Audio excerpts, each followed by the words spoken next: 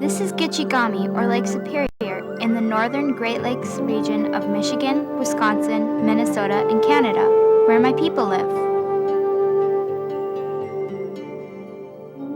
My people are called the Inaabidaa, or the Ojibwe tribe, but in English we are often called the Chippewa Indians.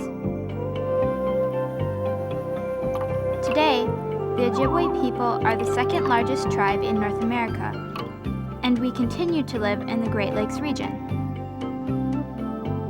There are 19 Ojibwe reservations in the United States and many more in Canada. From season to season, my people have always hunted and gathered what they need to survive. We always put a little gift down before we take anything from the land. My people believe that the food we gather is a gift, and we are very grateful for what we are given. Baboon, winter.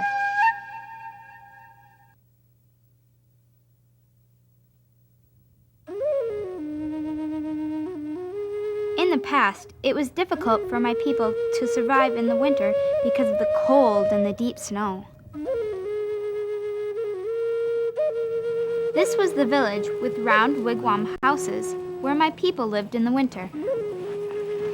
The people wore many furs to keep them warm. Families lived near each other for protection. Grandparents lived with the family and helped take care of the children.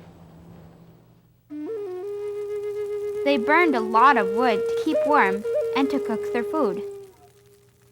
They were always afraid that there might not be enough food to last through the whole winter. To survive, they needed the wild rice that was stored underground in the earlier fall season.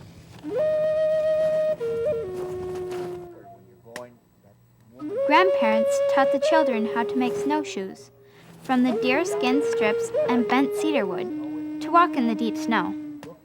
Children learned from their grandparents the traditional ways to survive in the harsh winter. The snowshoes helped them stay on top of the deep snow.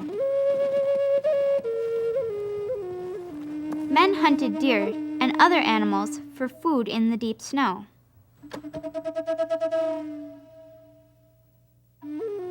Rabbits were an important source of meat for the people.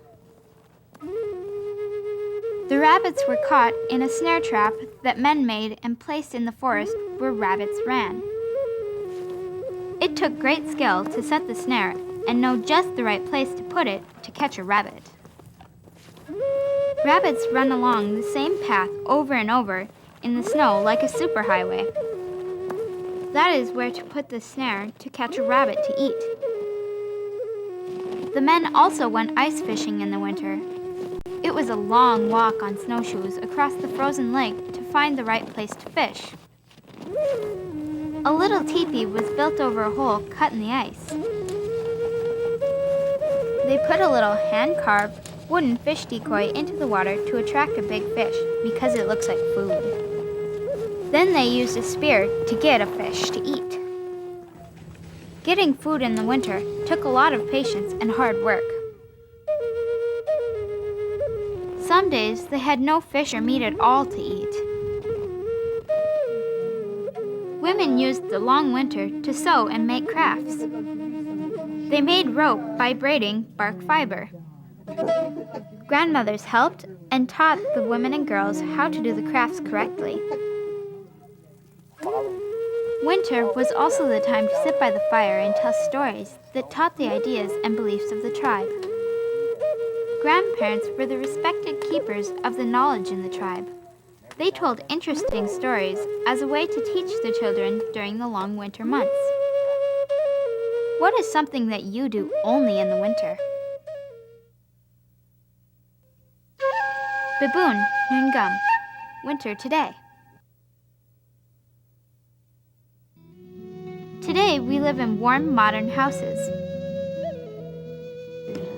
The snow is still deep, and we still learn how to make different kinds of snowshoes to walk in the woods. People also set snares in the woods to catch rabbits today.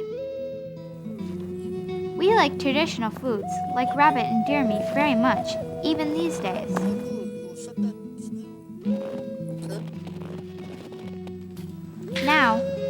studies to know about the health and numbers of each kind of animal in the forest. Here, wildlife managers catch a marten, an animal like a weasel, in a live trap that doesn't hurt him. Then, they put the marten to sleep to measure him and put a radio collar around his neck. This collar sends signals back to the wildlife managers, who write down information about where the marten lives. This way, they make sure people don't trap too many marten in this area.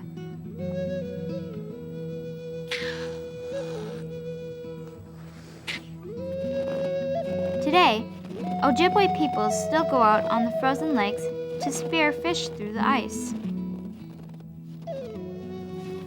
A little teepee is still built over a hole in the ice following the traditional ways. Then, they lay on the ice with their head inside the teepee to see down in the water to find a fish. A traditional, hand-carved wooden fish decoy is put into the water to attract a fish to come closer to the fisherman's spear. It takes a long time waiting to see a fish. This is what it looks like inside the teepee.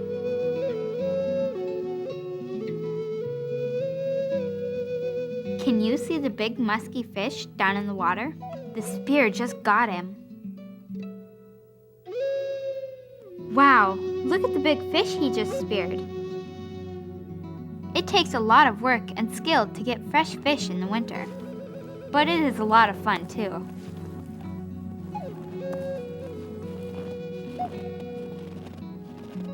Today, we still make crafts in the winter like beadwork. Teachers in school also show boys and girls how to do beadwork in the winter. A loom can also be used for beadwork. Beads are counted and sewn in the order of a design.